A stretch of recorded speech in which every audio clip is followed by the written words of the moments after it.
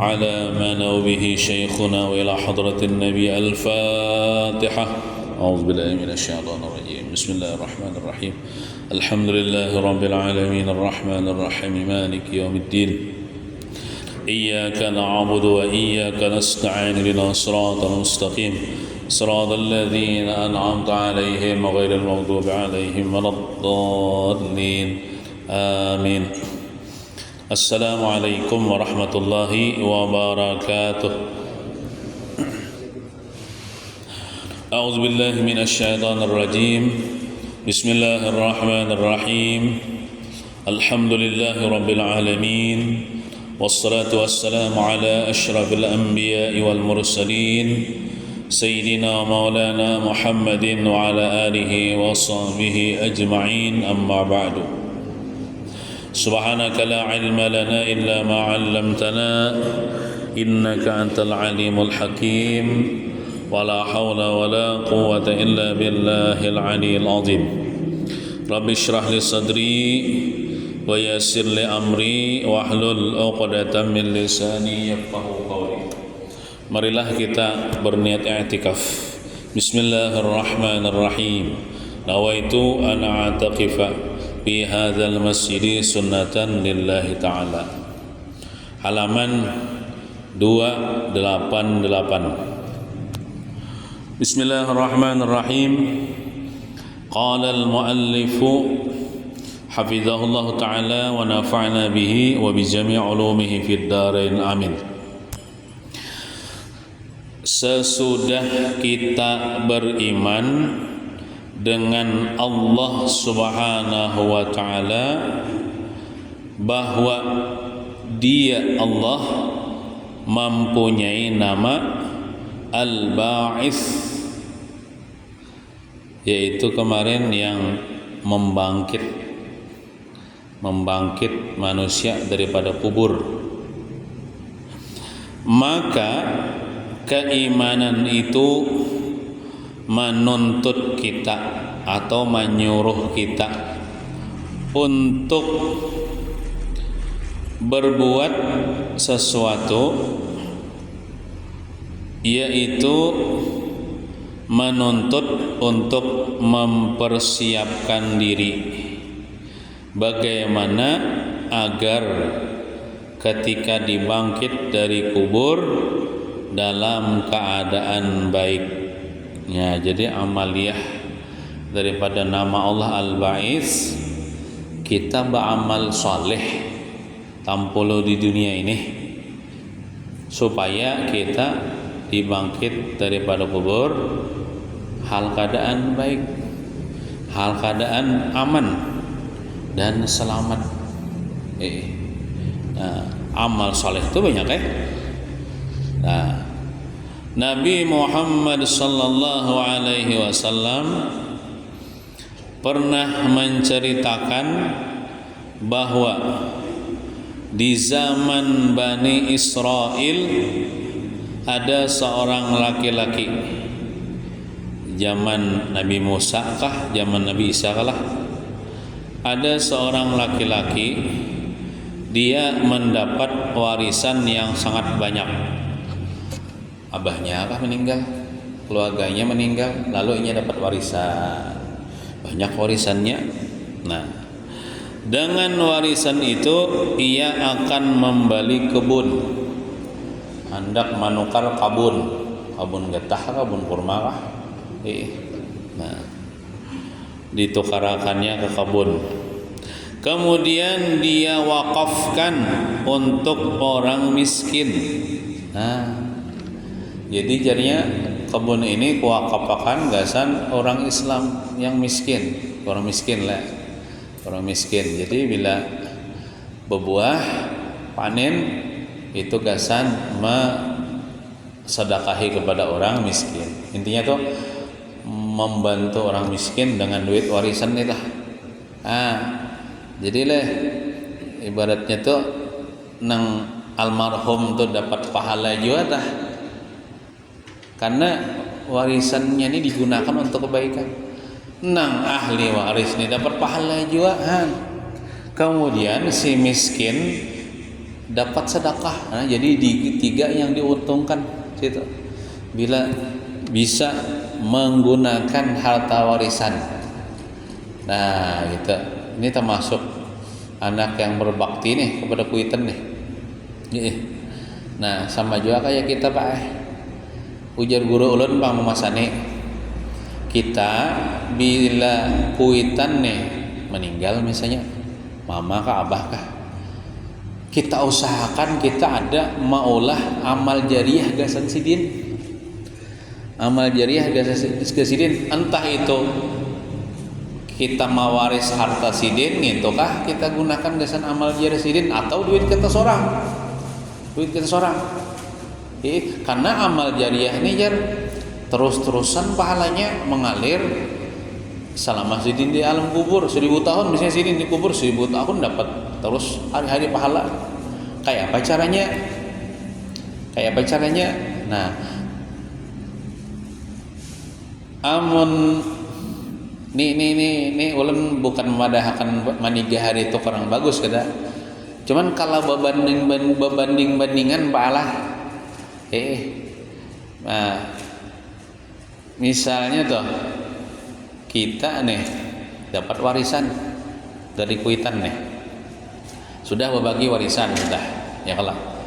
Nah, biasanya kalau amun anak nang baik itu ya sudah bagiannya Bang nih. Boleh hari bagus ya duit warisan yang sudah dibagi lah digunakannya untuk maniga hari kuitan bagus menuju hari kuitan meja tahlil. Nah, nya sudah dibagi lah warisannya sudah dibagi. Lalu dapatnya hak, nah ponnya itu misalnya gasan maniga hari menuju hari. Bagus ini tah. Itu tapi paling untuk itu aja dapat dikubur. Kada jadi amal jariah tah. 3 harinya dapat, misalnya 7 harinya dapat. Tapi kalau misalnya duit itu nah ada misalnya di kampung nang sekolah pesantren. Nah, misalnya ada namanya sipulan sekolah pesantren. Ikan sekolah pesantren kan, nggih. Ikan apa perlu apa? Ulun perlu nuka kitab pang ya. Nah, perlu bayar SPP-nya. Nah, duit kita tukarakan kitab gasaninya belum sekolah kitab agama nih. Lalu kitab itu digunakannya belajar ilmu agama. Dapat ilmu agama kalau tah, iya, diamalkan ilmu agama ya tah. Nah, kita niatakan pahalanya kita jadikan amaliyah gasan arwah kuitan kita. Nah, dapat pahala terus toh semenjak kita jadikan amaliyah dapat pahala kuitan kita dikubur. Inya mengamalkan ilmu dapat pahala. Kena inya alim lah. Lalu inya mengajarkan ilmu lah. Karena ilmu itu berkembang. Inya bisi murid. Murid itu nya tuh alim, mengamalkan ilmunya. Bebanyak tuh kuitan kita dikubur. Soalnya sebab nang duit gitu bang itu orang ke kitab tuh deh. Nah, lalu jadi ulama, lalu jadi bisi anak murid. Kena anak muridnya tuh pulang alim pulang. Jadi ulama pulang bisi anak murid pulang, berkembang terus sampai hari kiamat ilmu agama nih. Nah, itu kamun kawa diusahakan kan walaupun kada banyak, misalnya nukarakan kitab sebiji kan misalnya. Nah, itu amal jariah nang berupa ilmu agama nih. Itu sugih lah kuitan kita tuh dikubur mun sidin semasa hidup sidin kita kan sudah ketapi kaum membantu. Pas sudah sidin meninggal ini kita awalkannya amal jariah gasan sidin. Amal jariah gasan sidin atau kita membangun pondok pesantren kah, membangun masjid kah. Duitnya kita niatakan gasan amal jariah abah mama kita dikubur. Nah, itu termasuk anak yang berbakti, anak yang pintar menggunakan harta tunya cerdas. Cerdasnya supaya berkelanjutan terus amal pahala itu dapat kuitan di kubur nang kada sehari manigi hari menuju hari mahaul satahun sakit kada aja hari-hari dapat hari-hari dapat setiap waktu dapat kiriman di dalam kubur. Nah, jadi kemudian dia wakafkan untuk orang miskin dengan harapan mendapat kebun di akhirat. Nah, artinya nih orang yang berpikir nih pacangan di akhirat nyaman, nah kayak itu dikirim dulu duitnya ke akhirat. Nah, kemudian dia membagikan uang kepada kaum du'afa. Du'afa itu orang-orang yang lemah nang kada kau berusaha bubuhan nang jompo-jompo, dengan harapan nanti di akhirat mendapat pembantu sebanyak orang yang dibantu. Nah, ini amaliyah daripada al-ba'is juga supaya nyaman kena di akhirat kita nah. Nah, sebanyak kita membantu orang, sebanyak itu kita dapat pertolongan di akhirat. Kemudian dia melihat seorang tua yang matanya kabur. Orang tua kabur pulang mata. Nah, terkadang dapat berjalan, terkadang hanya merangkak atau berkisut. Lalu dia belikan kuda. Wah ini kan zaman ini kan tidak kuda deh. Enggak ambil kursi roda ya lah. Nah, bahari kan kuda, ditukarakannya kuda dengan harapan ketika bangkit dari kubur bisa naik kuda menuju padang mahsyar. Jadi nang orang tua tadi nang matanya kabur tadi kan alih berjalan, lalu ditukarakannya kuda. Jadi nyaman ya orang tadi naik kuda, kuda nang berjalan dengan harapan di akhirat kena ini di padang mahsyar bertunggang kuda. Sama juajar menurut kabar bila orang bakurban ya lah. Nah, selamat lagi orang bakurbanan sini kan ada kan nama kurban pina mau ada berduit beratan. Jadi nang ada berduit ya lah nang sanggup sunat bakurban sapi kah, kambing kah. Nah, itu kini kan di padang mahsyar ini betunggangan juga ada. Betunggangan sapi atau unta atau kambing ya kelak. Nah, ini korban ini terbagi kepada dua. Ada korban wajib, ada korban sunat ya kelak. Kalau korban wajib tuh kalau dinazarkan, misalnya pian bisi sapi seikong, ini sapi ini ya kun nazarakan gasan bakorban kena hari raya Idul Adha, nah jadi wajib pam tuh, jadi wajib pam. Amunnya korban wajib itu kita nang berkorban sedikit pun kada boleh makan dagingnya. Saikungan itu disedekahkan ke fakir miskin. Kalau korban wajib, kalau dinazarkan jadi wajib. Jadi menyembelih sapi korban nazar, karena bernazar bang tadi. Atau misalnya aku bila panjang umur sampai setahun kemudian, saya panjang umur sampai menemui hari Idul Adha, aku hendak berkorban ya. Nah, berkorban sapi ya wajib tah. Kan dinazarkan. Bila nyembelih sapi itu seberataan itu kepalanya, ke kulitnya, ke dagingnya, ke betisnya disedekahkan ke fakir miskin. Inya kada boleh memakan, haram memakan sedikit pun. Nah, kemudian ada namanya korban sunnah. Korban sunnah. Ya kayak biasa kan ya. Ada sapi, ada kambing, ditakoni orang gasan apa? Gasan bakorban sunnah. Nah, itu kan kada nazar artinya bakorban sunnah. Sembelih hari kan namanya saya hari raya Idul Fitri. Idul Adha. Nah, kalau korban sunnah itu inya boleh memakan dagingnya. Ya ada sebagian orang yang kada mengerti. Jarnya nih, jangan umpat makan jar, kena rongkang sapinya jar. di padang mahsyar aja. Kalau korban sunat boleh memakan, bahkan disuruh sunat memakan hatinya, bagus hatinya dimakan walaupun sedikit.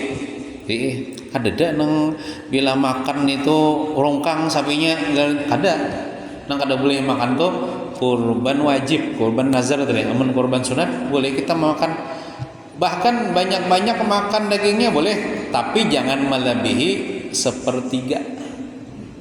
Misalnya kan seekor sapi misalnya, anggaplah pian berkorban sorangan, dibagi 3, 1, 2, 3. Nah pian sepertiga aja boleh mengambil dagingnya, namun lebih kada boleh. Nah sepertiga itu kan lumayan juga, jangan 2/3. Jadi sepertiga boleh pian ambil, pian masak gasan keluarga di rumah makan. Nah 2/3-nya ada yang mengatakan 2/3-nya tuh disedekahkan barataan. Ada yang mengatakan nang 2/3-nya tuh sepertiga disedekahkan, sepertiga dihadiahkan. Artinya dihadiahkannya orang sugih boleh juga makan, orang sugih boleh juga menerima. Ini kalau korban sunat lah. Kalau korban wajib itu orang sugih udah boleh. Korban nazar nih, korban wajib udah boleh orang sugih, orang miskinnya khusus seikongan itu. Nah kalau korban sunat kita boleh, kita berkorban boleh, asal jangan lebih daripada sepertiga. Kemudian 2/3-nya bagi-bagikan wan tetangga, nang sugih kah, nang miskin kah, siapa kah, nang sanak keluarga boleh. Nah kayak itu. Nah, atau kayak ini, misalnya kita berkorban untuk boleh aja berkorban, kita sudah berkorban sebenarnya berkorban itu setiap tahunnya juga. Ikan berkorban kah hari ini malah aja. Ini kisah orang berduit lah di tahun ini. Berkorban kah ikan tahun aja. Aku pada lagi berkorban sudah aja. Tahu dikiranya berkorban itu setahun sekali. Bagi di seumur hidup sekali. Padahal tiap tahun kalau ada duitnya. Tiap tahun. Nah, misalnya berkorban hendak mengorbankan arwah almarhum abah aja. Nah, ini nang bagusnya teleh bila menyambat kuitan yang sudah meninggal tuh almarhum. Jangan arwah. Amun arwah tuh kan jadi pahala. Tapi kalau kita almarhum tuh artinya doa biar. Almarhum tuh artinya orang yang dirahmati Allah. Kalau beginian kan almarhumah, orang yang dirahmati Allah tuh doa tuh. Bahasa kita yang mudahan sini dirahmati Allah. Tapi kalau arwah abah, arwah umak itu kan jadi pahala. Nah, bagi kita almarhum ayah, almarhumah ibu jadi pahala. Misalnya hendak mengorbankan almarhumah ibu boleh gasan almarhumah ibu. Nah, amun kita berkorban gasan almarhumah ibu itu kada boleh juga kita memakan. Nah itu seluruhnya tuh dijolong juga kepada fakir miskin. Nah atau misalnya almarhum abah berwasiat. Berwasiat kena aja. Bila aku kada sampai hidup ya habis umur kada sempat berkorban lah aku nak kaya berwasiat kita. Lalu si dia meninggal. Lalu kita ada misalnya duit berlebihan kita hendak berbakti jawan kuitan, lalu kita berkorban dasan almarhum abah. Itu kan menukan wasiat abah nih. Nah itu kita kada boleh juga memakan dagingnya. Itu seluruhnya diserahkan ke fakir miskin. Nah itu. Tapi kalau korban sunat biasa tadi boleh kita memakan. Nah kayak itu. Nah, mudah-mudahan lah suatu saat apabila kita diberi Allah Ta'ala duit berlebihan ya Allah, Allah berkorban. Nah nyatanya dulu isuk lamun kawa kita puasaan, namanya puasa Arafah. Puasa Arafah ini sangat disuruh benar, sunnah muakkad, disuruh benar oleh Nabi untuk menggawi. Nah, tanggal 9 Zulhijjah besok hari Selasa. Niatnya apa? Niat malam ini kita Sunat juga makan sahur. Berniat sahaja ko puasa esok hari Arafah sunat karena Allah Ta'ala. Nah apa dilihatnya orang menggawi puasa Arafah itu dosanya 2 tahun diampuni Tuhan. Tahun yang dulu, tahun yang kemarin, dan tahun yang akan datang.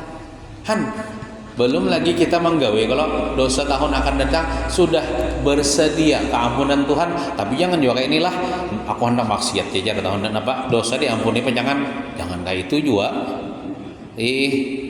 Nah, jadi dosa yang tahun kemarin diampuni.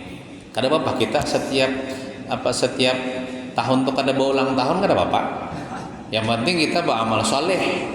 Malakan amalan setahun sekali. Kenapa? Puasa Arafah ini setahun sekali. Namun kita isu kada puasa nah belum tentu kita kalau puasa di tahun berikutnya belum tentu ada umur. Ya tampula ada umur. Mudah-mudahan loh sebab kita puasa tuh kita dibangkit daripada kubur al keadaan kada lapar. Tapi bila orang tapi ini orang kada puasa Ramadan malah orang tuh kada puasa Ramadan kada ada uzur kena dibangkit daripada kubur halan lapar perutnya. Nah jadi tahun yang akan datang diampuni Tuhan juga bisa juga maknanya tuh kayak ini kita setahun yang akan datang tuh dijaga Tuhan kada menggawi dosa bisa juga kayak itu atau bisa juga tak gawi dosa tapi diampuni Tuhan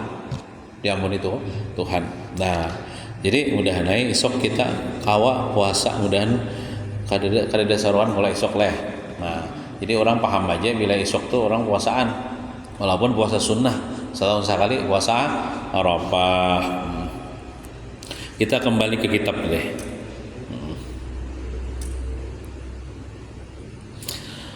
Kata Nabi Muhammad sallallahu alaihi wasallam, demi Allah, seolah-olah aku melihat bahwa laki-laki itu begitu bangkit langsung diberi kuda menuju padang mahsyar.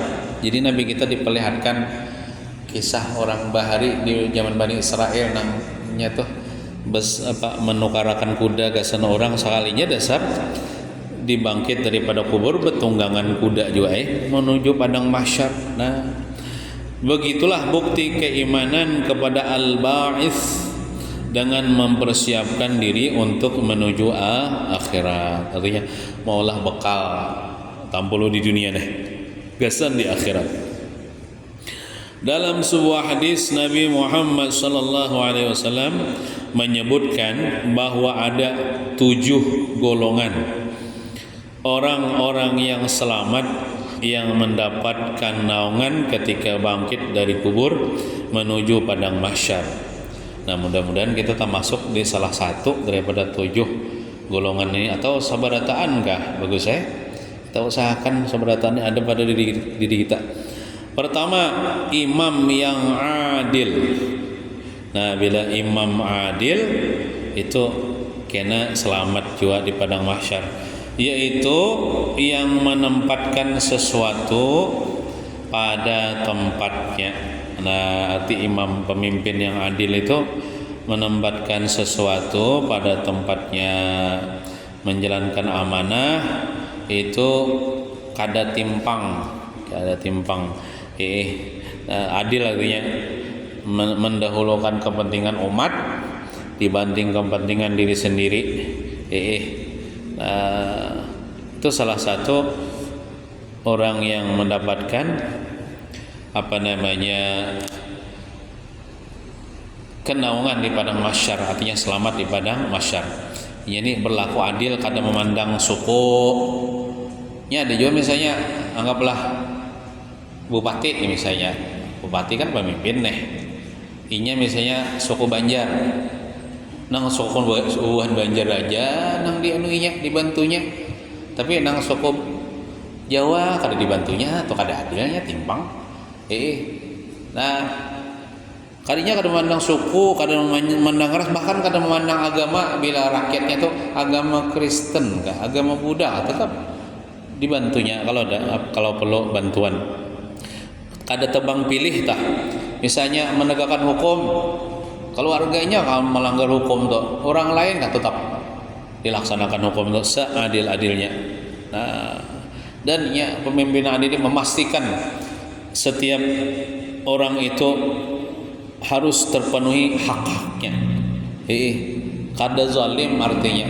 Nah, itu berat pang jadi pemimpin yang adil, berat apalagi zaman sekarang ini.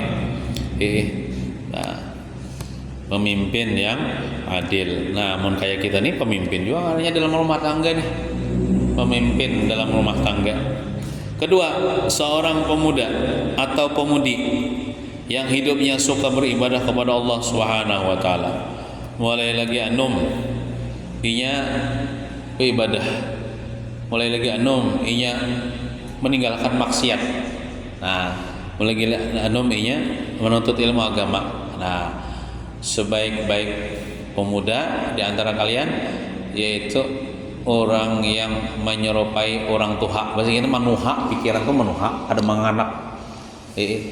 Artinya kada nang berramian, kada berpoya-poya. Biasanya kan bawaan pemuda ini kan tujuh berramian aja dulu. Ya aja dulu bah amal salih bertobat ya. Nah ini kada. Ketiga, seseorang yang hatinya digantung di masjid. Hati kita lagi pacul digantung karena kayak itu bang. Hatinya terpaut cinta dengan masjid. Nah, maksudnya selalu berniat untuk melakukan sholat berjamaah. Yang penting ibadah yang paling penting dari masjid ini sama yang berjamaah 5 waktu. Nah, 5 waktu, 2 waktu berang isya dan subuh. Mengkada kawal 5 waktunya. Mengkada kawal isya subuh barang jangan melandau. Nah, ke masjid artinya bila inya bulik daripada masjid berniat pulang, mungkin hendak ke masjid pulang kita sembahyang.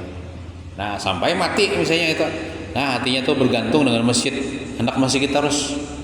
Nah itu pacangan selamat juga kita aja di akhirat di padang mahsyar. Apalagi biarlah menuntut ilmu di masjid. Ada riwayat hadis dari Nabi kah perkataan sahabat kah? Barang siapa jar Nabi bersungsung tulak ke masjid tapi niatnya nih hendak menuntut ilmu agama, ada dana lain, maka dia diberi pahala seperti pahala mengerjakan haji yang mabrur itu artinya diterima Tuhan, pasti diterima Tuhan. Asal nuntut ilmunya di masjid, kada di lain tuh kada. Ini keutamaan masjid lah. Asal juga bila tulak ke masjid itu jangan singgah kemana-mana. Kadang nang mentol dulu ada ya langsung ke masjid. Artinya mulai rumah tuh tujuannya hendak ke masjid. Kena pulang bila buliknya pulang kada singgah kemana-mana aja pulang langsung balik ke rumah, jadinya tuh ada satu tujuannya ke masjid aja. Kadang nang menongkrong, kena buliknya nongkrong di manakah, singgah di manakah, kada datang ke masjid tontong mengaji bulik ke rumah sudah. Nah itu orang yang bersungsung tulak ke masjid nuntut ilmu agama kada ada niat lain kecuali nuntut ilmu agama singgah kemana-mana, itu diberi pahala ujar Rasulullah, itu pahala seperti pahala yang mabrur. Berapa kali kita di masjid ini? 2 kali seminggu 2 kali dapat pahala haji yang mabrur. Kada keluar duit kan amun tulak haji duit berapa puluh juta, kemudian fisik harus kuat ya, kalau harus sabar yalah, harus ikhlas pulang, dan duitnya harus halal 100%. Bercampur nang haram itu mardud, ditolak Tuhan. Tapi kalau kita kada berduit ini ada kawat tulak haji, maka pulang bila mendaftar menunggu pulang berapa puluh tahun nunggu bisa juga sawat mati tapi Tuhan menyediakan ada pahala haji yang mabrur, yaitu nuntut ilmu agama di masjid. Masya Allah, luar biasa. Nah di masjid kita di sini nuntut ilmu agama dan sembahyang berjamaah, cinta kepada masjid ya Allah. Nah itu insya Allah di akhirat kena selamat aja tah. Keempat, 2 orang yang berkasih-kasihan atau bersaudaraan karena Allah. 2 orang yang saling mencintai tapi karena Allah, bukan karena nafsu, bukan karena harta, bukan karena ketampanan, kecantikan, tapi ikhlas karena Allah. Nah orang ini dapat kenaungan juga di padang mahsyar. Kelima, seorang laki-laki yang diajak berzina oleh perempuan yang cantik, kaya dan terhormat. Begitu juga sebaliknya nang lalakiannya misalnya tampan, kaya dan terhormat juga. Nah, kemudian ia laki-laki itu ia tolak bebinian itu. Menolaknya apa? Karena takut kepada Allah Subhanahu wa taala. Jadi bebinian bungas, sugih, terhormat, cantik membawa ibu pacaran. Membawa pacaran misalnya, apalagi membawa selingkuh misalnya. Ada jar aku ada aja bisi bini, aku takutan lawan Allah taala aja. Nah, itu bukan takutan lawan bini, adalah takutan lawan Allah taala. Takutnya karena Allah. Bukan takutan karena takutan digerebek, kada juga. Takutnya lawan Allah taala. Nah, diajak ke itu lawan ini menolak karena Allah, maka orang itu dapat kenaungan juga di padang. Artinya ia menjaga imannya. Keenam, seseorang yang bersedekah dengan tangan kirinya tidak mengetahui apa yang dikeluarkan tangan kanannya. Maksudnya yaitu bersedekah secara rahasia, secara sembunyi-sembunyi. Seperti yang diceritakan bahwa seorang wali namanya Sahal At-Tustari, Sahal bin Abdullah At-Tustari, seorang wali Allah Ta'ala.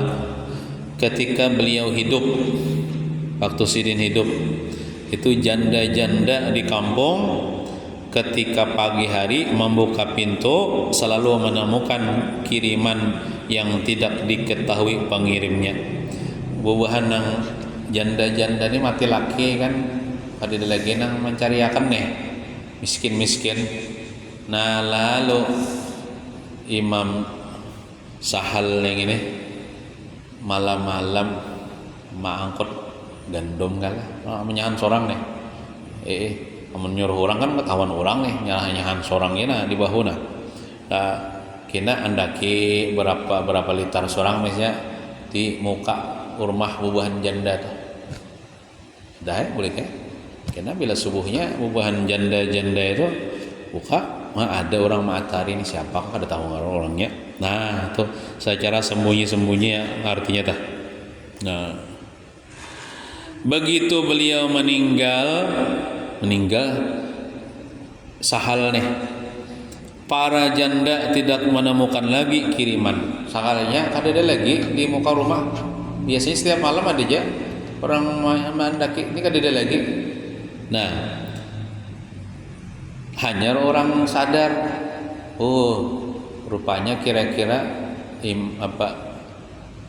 wali Allah Ta'ala Sahal itu nama atari kita setiap malam. Habis itu meninggal kada ada lagi matahari. Nah, dan bahu beliau hitam bekas memikul beras. Waktu memandikan jenazah Sahal bin Abdullah Tustari ditemukan di sini ada tanda hitam bekas, tanda sidin nang mangkut beras atau gandum tu nah bebakas. Waktu memandikan jenazah sidin ketahuan. Nah, bekasnya nih.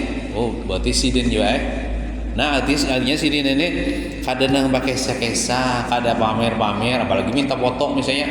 Nah, foto misalnya lawan nang disumbang nih. Nah, atau minta dukungan misalnya, nah dukung aku supaya aku menang di pilkada, kada kayak itu. Ini karena Allah Ta'ala sampai-sampai ibaratnya tuh tangan kanan kada tahu yang disedekahkan oleh tangan kiri.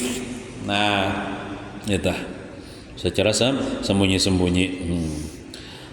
Ketujuh, seorang yang berzikir kepada Allah Subhanahu wa taala di tempat yang sunyi sampai meneteskan air mata. Berzikir inilah bisa berzikir la ilaha illallah kah, bisa juga beristighfar mengantarkan dosa bahari, menyesal misalnya atas dosa-dosa bahari lalu sedih, lalu meneteskan air mata. Atau bisa juga berzikirnya berdoa kepada Allah, berdoa memohon supaya jangan masuk neraka, jangan dimasukkan ke dalam siksa, jangan disiksa di kubur. Nah, memohon-mohon kepada Tuhan sampai menangis keluar banyu mata. Nah, itu kan pecangan selamat juga di padang mahsyar insyaallah. Nah, amun nyajar kita selama ini napa kada tapi mau menangis, hati kita keras. Dosa kita banyak. Nah, bahkan kita bila tulak menguburkan orang sambil tertawaan nih. Jadi kubur yalah. Seharusnya sedih itu maksudnya membayangkan seorang kita mati nah kayak itu nah.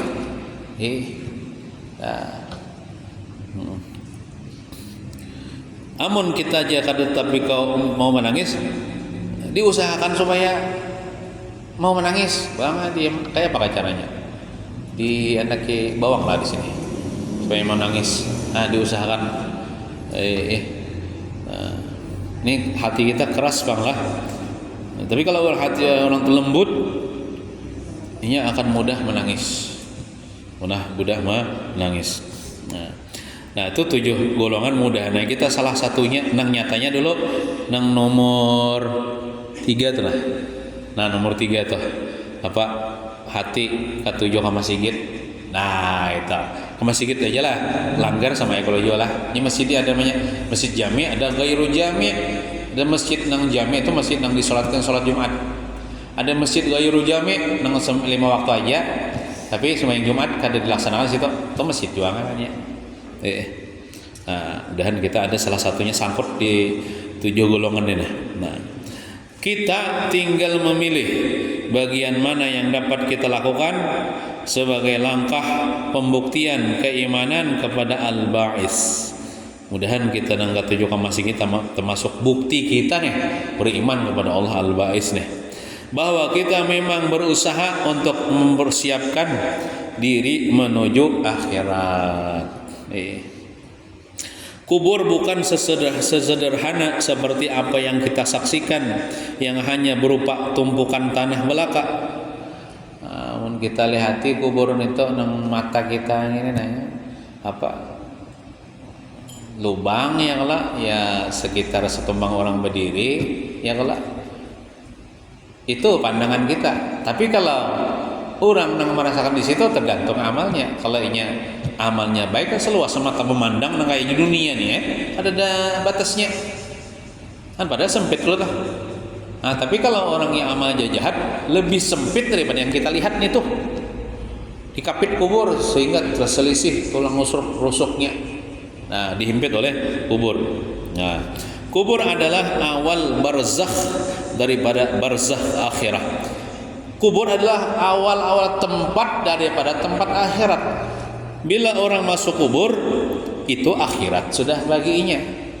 Maka kubur ini penentuan. Bila kubur itu nyaman di kubur, nyaman tuh kena imbahnya tuh. Bila dia sakit, lebih sakit imbahnya. Nah, mudahan gitulah kada disiksa di kubur. Nah, kubur bisa menjadi taman dari taman-taman surga dan bisa sebagai jurang dari jurang-jurang api neraka. Nah, tergantung orangnya ini yang masuk ke kubur nih. Bila orang yang beriman, amal soleh bagus, nah taman surga. Bila orangnya kafir atau maksiat, tabu dosa mati, nah bisa bahaya. Jadi jurang api neraka. Nauzubillahi min zalik. Apabila dalam kubur kita mendapat kemudahan, maka selanjutnya kita akan menemukan kemudahan. Imbahnya lebih mudah lagi. Jadi penentuannya di kubur. Cari ya amalan supaya di kubur kada disiksa. Di antaranya apa? Banyak benar amalan. Sembahyang 5 waktu bang dulu jangan ditinggal. Baca surah Tabarak, nuntut ilmu agama, mati harga nuntut ilmu agama ya Allah, mati syahid. Nah, kada insyaallah kada disiksa di kubur. Sebaliknya,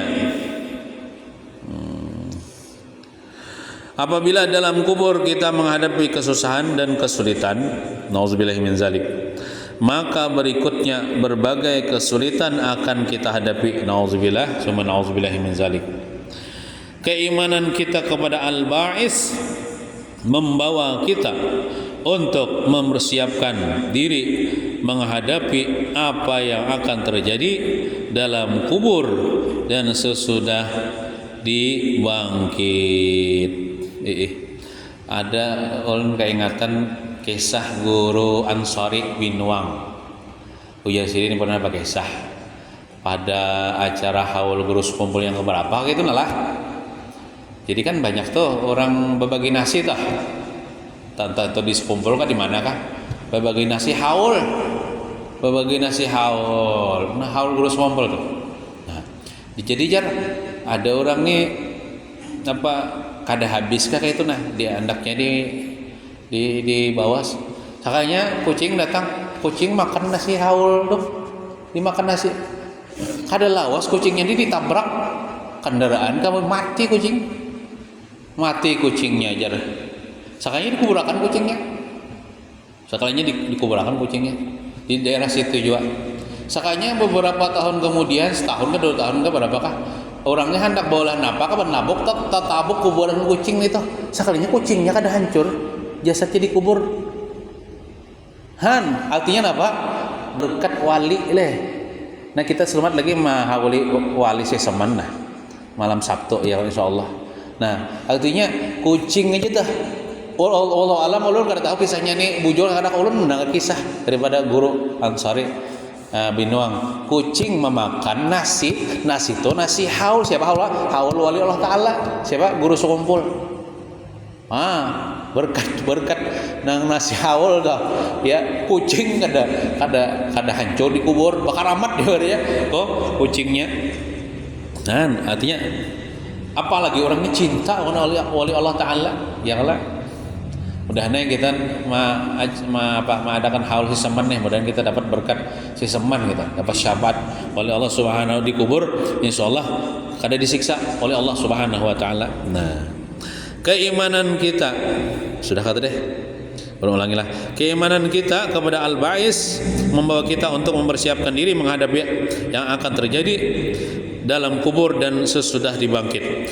Seringlah mengingat kematian agar kita setiap hari bisa untuk selalu mempersiapkan diri berbuat sesuatu untuk menghadapi kematian itu dan apa-apa yang terjadi sesudah kematian. Jadi mengingat mati ini bukan mati karena itu. Mengingat mati itu kayak ini merenung misalnya. Aku nih jangan mati leh. Imbang mati nih jangan dikubur leh. Dikubur itu gelap gulita leh, sorangan mulang.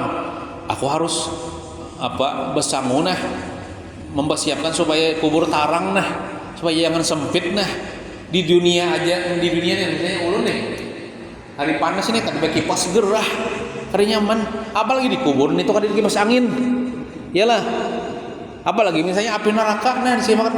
Memakai apa? Nah, lalu di situ menumbuhkan kesadaran untuk hendak beramal. Aku membaca salawat saja, baca salawat misalnya 100 kali baca Quran misalnya sampai waktu sembahyang, mari sembahyang jangan sakit. Nah, itu cara mengingat mati itu ya kayak itu bukan mati kada. Mengingat seorang ini jangan mati gitu nah, apa yang dibawa? Lalu menimbulkan kesadaran supaya beramal soleh, meninggalkan dosa. Minta ampun kepada Allah supaya dikubur nyaman gitu lah. Wallahu alam bissawab. Mudah-mudahan kita seberataan selamat di dunia, selamat di kubur dan selamat di akhirat. Amin ya rabbal alamin. Sallallahu ala sayyidina Muhammadin ala alihi washabihi wasallam. Alhamdulillahi rabbil alamin.